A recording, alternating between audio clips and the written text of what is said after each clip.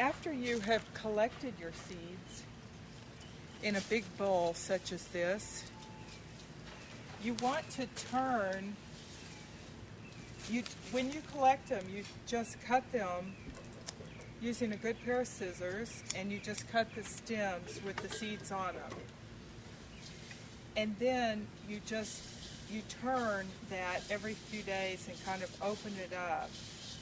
And that allows it to dry thoroughly, evenly, and naturally. And what happens is, in the turning process, you'll see that the seeds fall out this is a marjoram, so it's falling out with the marjoram. And now I'll separate the herb from the seeds.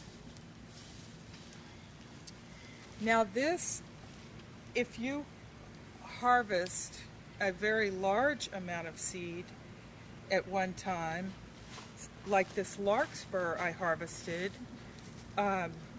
this would never fit in a bowl, of course. So you lay it on a sheet or a clean piece of fabric to dry. And I turn this every few days, so it's nice and dry now. And the seeds are just falling off. You can see them just falling off. So all I have to do is kind of scrunch it up, and it just falls right off. But let me show you exactly where the seed is falling off from. It's these little, where the blooms were, the little centers to the flowers.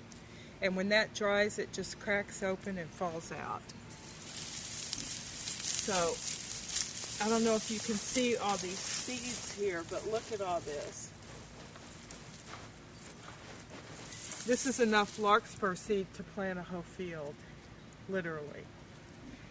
Because you're not going to believe this. All these this is about a fourth of my larkspur yield this spring. And all of this came from one seed 3 years ago that I just kept spreading out.